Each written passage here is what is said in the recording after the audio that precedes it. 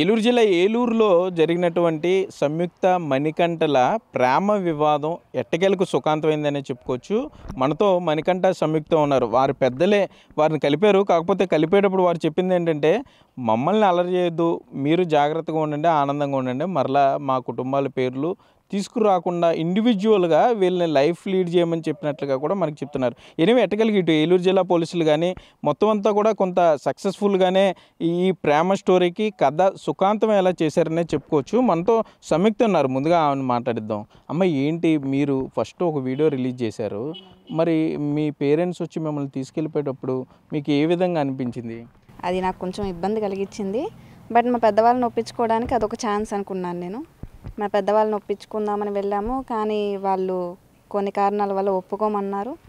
తర్వాత అడిగి ఒప్పించడం జరిగింది. ఎట్టయినా సరే కలిసాం పెద్దల ద్వారా. అంటే మీరు మణికంఠ జాగ్రత్తగా చూసుకుంటాడు జీవితాంతం లైఫ్, అంటే మీకు తెలుసు మీ ఛాలెంజెస్ ఏమున్నాయో మీ ఇద్దరికి కూడా, ఆ ఛాలెంజెస్ దాటుకుని జాగ్రత్తగా చూసుకుంటాడు అనే నమ్మకం మీకుందా? అతను ఎటువంటి దెబ్బలాటలు లేకుండా మళ్ళీ ఇప్పుడు జరిగిన విషయాలన్నీ మళ్ళీ పునరావృతం కాకుండా అతను చాలా బాగా చూసుకుంటా. దానికి నేను 100% నా నుంచి నేను ఇస్తాను.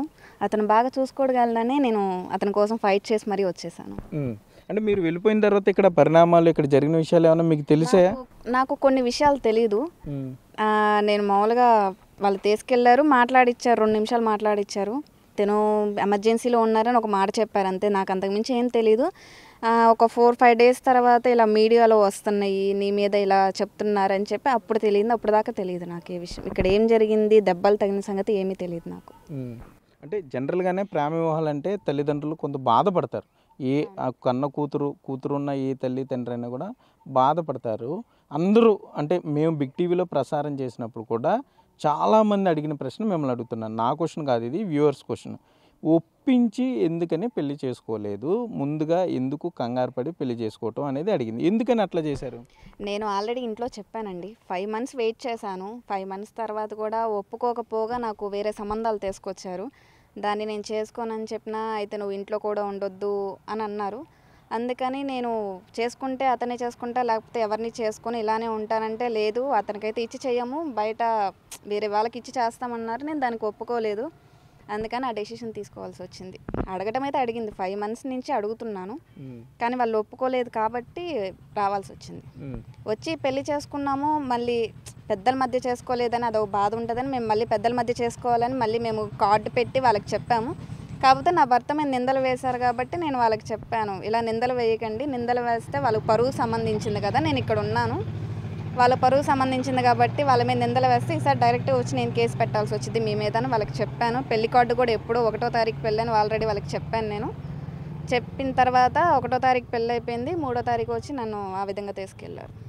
అంటే మీరు మణికంఠ గురించి మీకు కొన్ని చెప్పుకుంటారు, లేకపోతే మిమ్మల్ని తీసుకువెళ్ళేటప్పుడు మణికంఠ మీద జరిగినటువంటి దాడి కానీ అవన్నీ ఏమనిపించింది మీకు? అట్లా వాళ్ళు లాక్కెళ్ళిపోతుంటే ఒకవైపు తండ్రి కానీ మేనమామ కానీ ప్రేమ ఉంటుంది, మరోపక్క ఇటు బాధ ఉంటుంది, మీకు మణికంఠ నుండి దూరం ఉంది. సో అప్పుడు ఏమనిపించింది మీకు? నాకు చాలా బాధ వేసింది. సిచ్యువేషన్ అయితే నేను వీళ్ళందరికీ దెబ్బలు తగిలిన సంగతి నాకు తెలీదు. నేను నన్ను తీసుకెళ్లేటప్పుడు అట్లా తీసుకెళ్లారు కాబట్టి నేను వెనక ఏం జరుగుతుంది ఏం చూడలేదు. నేను నా పోరాటం చేస్తున్నాను, నేను రాను అని.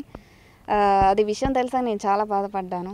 ఏది కూర్చొని మాట్లాడితే అయిపోయేదానికి ఇక్కడ దాకా వచ్చిందని.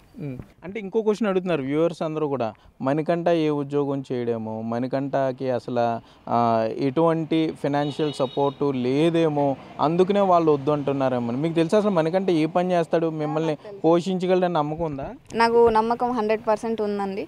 ఇద్దరం చదువుకున్నాము. ఏ ఉద్యోగమైనా, ఇప్పుడు ఉద్యోగం చేస్తున్నాడు, ఏ ఉద్యోగం చేయగలమని మాకు నమ్మకం ఉంది. చదువుకున్న వాళ్ళం ఎక్కడికి వెళ్ళినా బతకగలమండి, అది మాత్రం నిజం. అతను పోషిస్తాడు నన్ను, నమ్మకం ఉంది నాకు. ఓకే మణికంఠ, మీరు చెప్పండి, ఏంటి ఒక సుమారుగా 15 రోజుల పాటు పోరాటం చేశారు మీ భార్య గురించి, దెబ్బలు తిన్నారు, తల పగలు కొట్టించుకున్నారు.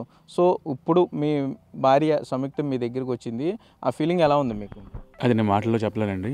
జనరలీ ఫస్ట్ నుంచి తన కోసం పోరాటం చేస్తున్నాము. అయితే వాళ్ళ పేరెంట్స్ వచ్చిన తీరు కానీ, అంటే మేము ఇంటిమేట్ చేసాము, సంయుక్త నా భార్య ఏదైతే చెప్పారు ఇప్పుడు మీకు, అదంతా యథార్థం. కాకపోతే ఆ టైంలో వాళ్ళు ఏమనుకున్నారు ఏంటనేది తెలియదు. ఇంటిమేట్ చేయడం వాస్తవం. తర్వాత యాక్చువల్గా ఏంటి అని అంటే అంటే మా ఇంటికి వచ్చి ఇలా దాడి చేయడం, తను మాట్లాడి ఉండి తీసుకెళ్తే మేమందరం కూడా యాక్సెప్ట్ చేసి పంపించేవాళ్ళం. కానీ ఆ ఇన్సిడెంట్స్ అలా జరుగుద్దని మేమే ఎక్స్పెక్ట్ చేయలేదు. అది అనుకోకుండా జరిగిన సంఘటన. కాకపోతే అది ఎవరో కూడా కావాలని చేసింది అయితే కాదు. కాకపోతే వాళ్ళ నాన్నగారు ఎవరైతే నా మీద దాడి చేసిన ఆయన ఉన్నారో, మా నాన్నగారు ఎంతో వాళ్ళ నాన్నగారు కూడా అంతే మాకు పెద్దరికంగా. అంటే వాళ్ళకి అమ్మాయి మీద ప్రేమ అంతే కదా, మీ మీద కోపమో ద్వేషమో కదా ఉండే అవకాశం లేదు. సో ఏంటి మరి ఫర్దర్గా వారి మీద మీరు కేసు అయితే పెట్టారు. సో ఏంటి దాన్ని డ్రాప్ చేసుకున్న ఆలోచన ఉందా? ఎందుకంటే తన గురించే మీరు ఇదంతా చేశారు, తను మీ దగ్గరకు వచ్చింది కాబట్టి. సో ఏంటి ఆ కేసు పరిస్థితి ఏమి? మాకు అంటే వ్యక్తిగత కక్షలు ఏం లేవండి. మామూలుగా ఇప్పుడు వాళ్ళకి వాళ్ళ అమ్మాయి మీద ప్రేమ ఉండడం ఎంత సహజం, నా భార్య మీద అంతే ప్రేమ ఉండడం నాకు అంతే ఇది. అదే ఉద్దేశంతో నా భార్య ఎక్కడ ఉందనేదే నా ఇంటెన్షన్ తప్ప వాళ్ళ మీద వ్యక్తిగత కక్షలు ఏం లేవు. వ్యక్తిగత కక్ష సాధింపు పెట్టుకుందామని అంతకన్నా నాకు ఆలోచన లేదు. ఆ కేసులు ఏవైతే ఉన్నాయో ఇవాళ వరకు కూడా నేను విత్డ్రా చేసుకోవడానికి సిద్ధంగానే ఉన్నాం. ఓకే, సంయుక్తం తీసుకెళ్ళిపోయిన తర్వాత మీ ఆలోచన ఎలా ఉండింది? అసలు తను వస్తుంది అనుకున్నారా, రాదనుకున్నారా? చాలా కేసుల్లో పోలీస్ స్టేషన్కి ఇట్లా అమ్మాయిలు వచ్చి అతనే మమ్మల్ని బలవంతంగా పెళ్లి చేసుకున్నాడు, మాకు సంబంధం లేదని చెప్పిన కేసులు ఉన్నాయి. మేము మీడియాలో వరుస కథనాలు వేసినా కూడా మళ్ళీ అవన్నీ బూమరంగ్ అయిన సందర్భాలు కూడా ఉన్నాయి. అందరూ మీడియాని తిట్టుకునే సందర్భాలు ఉన్నాయి. సో అసలు మీ ఫీలింగ్ ఎట్లా ఉండింది? మరలా అమ్మాయి సంయుక్త వస్తుంది అనుకున్నారా, లేకపోతే అట్లాగే గడిచిపోతుంది, సంవత్సరాలు గడిచిపోయిన కేసులు కూడా ఉన్నాయి, అమ్మాయి వచ్చోట అబ్బాయి వచ్చోట. సో మీ ఫీలింగ్ ఏముంది? జనరల్లీ ఈ ఇన్సిడెంట్ జరిగిన తర్వాత అంటే జనాలు ఏమనుకుంటున్నారో పక్కన పెడితే కనుక, సంయుక్త నేను గత కొంతకాలం నుంచి మేమిద్దరం ఒకరినొకరు అర్థం చేసుకుని పెళ్లి చేసుకుందాం అనుకున్నాము. తన ఎబిలిటీస్ ఏంటో నా క్వాలిటీస్ ఏంటో తనకు తెలుసు. అలాగే తన గురించి కూడా మా ఇద్దరికి ఒక క్లారిటీ ఉంది. పెద్దవాళ్ళని ఒప్పించి పెళ్లి చేసుకుందాం అనుకున్నాం. ఆ దురదృష్టకరం ప్రకారం ఏంటంటే వాళ్ళు ఒప్పుకోలేని పరిస్థితి. బట్ మేము బలవంతంగా ఇంకా వేరే తప్పనిసరి పరిస్థితుల్లో చేసుకోవాల్సి వచ్చింది. అట్ ద సేమ్ టైం మా పేరెంట్స్ కూడా ఒప్పుకోలేదు. ఇంటికి వెళ్ళిన తర్వాత మేము వాళ్ళు ఒప్పుకోవట్లేదు, మీరు ఒప్పుకుంటారు లేదా అన్నట్టు మేము వాళ్ళని బలవంతం చేసిన తర్వాత ఇంకా వాళ్ళు వేరే దారి లేక మా పెద్దవాళ్ళ దగ్గర నుంచి కూడా మాట్లాడడానికి ట్రై చేశారు. సంయుక్త పేరెంట్స్ అప్పుడు ఆ టైంలో ఫోన్ ఆన్సర్ చేయలేదన్నమాట. తద్వారా మేము సంయుక్త ఏదైతే వీడియో చెప్పిందో ఆ వీడియో త్రూ వాళ్ళు తెలుసుకోగలిగారు మాకు 1వ తారీఖున పెళ్ళి అని. ఆ తర్వాత ఇన్సిడెంట్ జరిగింది. బట్ మాకైతే కనుక కేసులు ఏమొద్దండి, వాళ్ళ మీద ఎటువంటి కేసులు ఉన్నాయి అన్నీ కూడా విత్డ్రా చేసుకుంటాం. సరే, మీరు పెళ్ళి అయితే చేసుకున్నారు ద్వారకాతిరంలో. రిసెప్షన్ జరిగేలోపు ఇదంతా జరిగింది ఘర్షణ, అమ్మాయి వెళ్ళిపోవటం, మరలా తిరిగి వచ్చింది. సో మరలా రిసెప్షన్ ఏమైనా ప్లాన్ చేస్తున్నారా మీ ఫ్రెండ్స్ వీళ్ళందరితో గ్రాండ్గా? మరలా వారి తరపు వారిని మీ తరపు వారిని పిలిచే అవకాశం ఏమైనా ఉంటుందా? లేదండి, ఇప్పుడు మన పరిస్థితుల ప్రకారం యాక్చువల్గా కొంచెం ఆలోచించుకొని తీసుకోవాల్సిన నిర్ణయం కాబట్టి మా పెద్దలను సంప్రదించి వాళ్ళు ఏమంటారో వాళ్ళు ముందు ప్రవేశపెట్టిన తర్వాత వాళ్ళ నిర్ణయం మా నిర్ణయం. ఇంకా మాకు వేరే చేసుకుందామని మాకున్నా కానీ ఇప్పుడు జరిగిన ఉదంతం ఏదైతే ఉందో అది కొంచెం ఇబ్బందిగా ఉంది కాబట్టి కొద్ది రోజులు మేము ఆగుదాం అనుకుంటున్నాం. అంటే అయితే నిన్న కూడా వాళ్ళ పేరెంట్స్ చెప్పడం జరిగింది ఒకటే, ఏంటంటే మా అమ్మాయి నేను నమ్ముకుని బయటకు వస్తుందమ్మా, మీరు ఎక్కడున్నా కానీ హ్యాపీగా ఉండండి అని వాళ్ళ పేరెంట్స్ చెప్పడం జరిగింది, మా పేరెంట్స్ చెప్పడం జరిగింది. ఇది పెద్దల సమక్షంలోనే మమ్మల్ని ఇద్దరిని కలిపారు వాళ్ళు. ఇప్పుడు చాలా పోరాటాలు చేసి కలిశారండి సంయుక్త గారు, మీరు కానీ మణికంఠ కానీ. రేపు అన్న రోజున ఏదైతే ఇప్పుడు ఛాలెంజెస్ ఏదైతే అడ్డు చెప్పారో మీ పెద్దలు, మళ్ళీ అవన్నీ గుర్తుకొచ్చే అవకాశం ఉంటుంది మీరిద్దరు చిన్న డిస్కషన్ పడినప్పుడు, ఏదన్నా ఇబ్బందులు వచ్చినప్పుడు. సో అలాంటి టైంలో ఏం చేద్దాం అనుకుంటున్నారు? మరి రాజీ పడతారా, లేకపోతే అదే కోపం లేకపోతే అప్పట్లో ఇలా జరిగిందనే కంటిన్యూ చేస్తారా? లేదండి, వాళ్ళు కలవాలనే మాకు ఉంది. మా ఇద్దరి మధ్య అయితే గొడవలు వస్తాయి, రాకుండా ఉండవు, కానీ వాటిని మేము సాల్వ్ చేసుకుంటాము. బయట వాళ్ళు చుట్టాలు వీళ్ళందరి దగ్గరికి వెళ్ళి లేదు ఇంకా అలాంటివి అనేది జరగవు. ఏదైనా వచ్చిన ప్రాబ్లం మా ఇద్దరి మధ్య సాల్వ్ చేసుకుంటాం. ఓకే, పెద్ద మనిషి ఉన్నారు ఏలూరు నగరానికి చెందిన జల్లా హరికృష్ణ. సరే ఏంటి మీరు చూసారు, మొత్తం ఉదంతంతో ఫాలో అయ్యారు, వాళ్ళ పేరెంట్స్తో మాట్లాడారు. సో మీ ఎక్స్పెక్టేషన్ ఎలా ఉండింది? సంయుక్త వస్తుంది అనుకున్నారా, లేకపోతే పంచాయతీలో పెద్ద మనిషిలో కూర్చున్నప్పుడు ఇది జరిగే పని కాదనుకున్నారా? అంటే మొట్టమొదట్లో ఈ సందర్భం మాకు తెలిసిన తర్వాత వాళ్ళు తీసుకెళ్ళిన విధానాన్ని చూసి ఖచ్చితంగా పాప అయితే వచ్చే పరిస్థితి కాదు, లేదైతే పాపను వాళ్ళు మౌల్డ్ చేసి వ్యతిరేకంగా చెప్పించే పాపను ఉంచేసుకుంటారు, పాప తిరిగి వస్తుంది అనేది మేము ఎక్స్పెక్ట్ చేయలేదు. కానీ అయితే జరిగిన తర్వాత వాళ్ళ పెద్ద మనుషులతో కూడా మేము మాట్లాడిన తర్వాత మాకు అర్థమైంది ఏంటంటే, మణికంఠ మీద అంటే వీళ్ళ చుట్టూ ఉన్న కొంతమంది కోటరి మణికంఠ మీద చాలా నెగిటివ్గా, చాలా తప్పుడు భావం వాళ్ళలో ప్రేరేపించడంతో, అమ్మో మా కూతురు ఏమైపోద్దని ఆందోళన వచ్చి చేసిన దాడే తప్ప ఇది ఒక కులాల కోసమో లేకపోతే ప్రేమ వివాహాన్ని ఇష్టం కాక వీళ్ళని విడదీయాలనే ఆలోచనతో చేసిన ఇంటెన్షన్తో చేసిన విషయం కాదని మాకు అర్థమైంది. దాన్ని బేస్ చేసుకునే మణికంఠ ఏంటి, మణికంఠ విధానం ఏంటి అనేది మేము కూడా వాళ్ళకి తెలియజేయడం జరిగింది. తెలియజేసిన తర్వాత వాళ్ళు కూడా వచ్చి స్నేహపూర్వక వాతావరణంలో నిన్న సాయంత్రం మాట్లాడడం, పిల్ల కూడా ఖచ్చితంగా మేము సంవత్సరంన్నరగా మేమిద్దరం ఒకళ్ళనొకళ్ళని అర్థం చేసుకుంటూ ఉన్నాం కనుక ఖచ్చితంగా నాకు అతను కావాలని వాళ్ళ పేరెంట్స్తో కానీ పెద్దలతో కానీ చాలా ధైర్యంగా చెప్పగలిగింది, ధైర్యంగా నిలబడింది.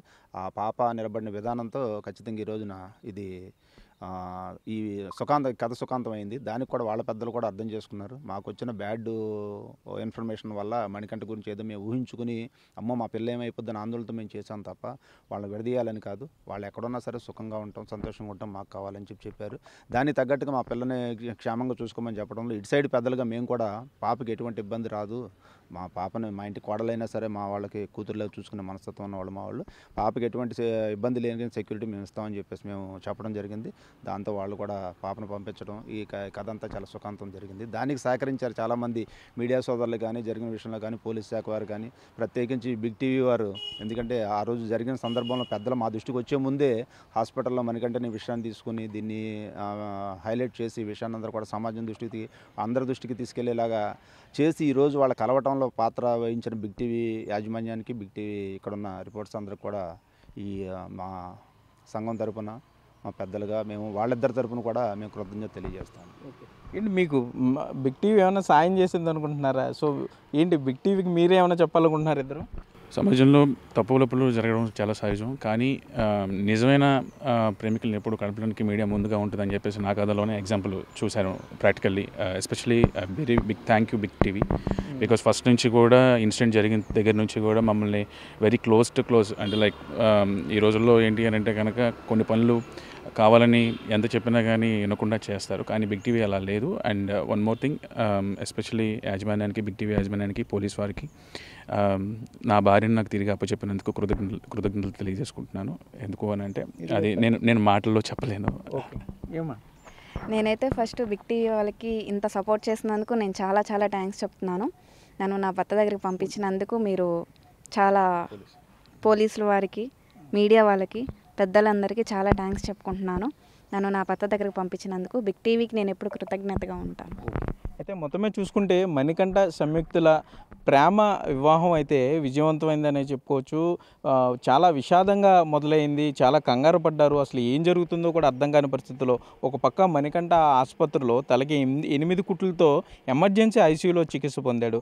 మరోపక్క సంయుక్త వారి తల్లిదండ్రులను ఒప్పించడానికి ఆ అమ్మాయి ఎంతో అక్కడ మదన పడిపోయిన పరిస్థితి. అయినా కూడా వారు వెయిట్ చేశారు పెద్దలు ఒప్పుకునేదాకా. కొంత మంచిలో మంచిగా అటు అమ్మాయి తల్లిదండ్రులు కూడా కొంత అర్థం చేసుకున్నారు. వారు కూడా అమ్మాయి మీద ఉన్న ప్రేమతో వచ్చిన కోపం, ఆగ్రహంగా కూడా మణికంఠ చెప్తున్నారు. సో వీరిద్దరూ కొంత అండర్స్టాండింగ్లో ఉన్నారు. పోలీస్ కేసులు కూడా మరికొన్ని రోజుల్లోనే వాటిని కూడా పరిష్కరించుకుంటామని చెప్తున్నారు. ఏదేమైనా కూడా మణికంఠ సంయుక్తులు జీవితాంతం కూడా ఇంతే ఆనందంగా, సంతోషంగా నవ్వుతూ ఉండాలని కూడా బిగ్ టీవీ తరఫున మేము కూడా కోరుకుంటున్నాం. కెమెరామెన్ భాగ్యరాజ్తో సాగర్, బిగ్ టీవీ, ఏలూరు నుండి.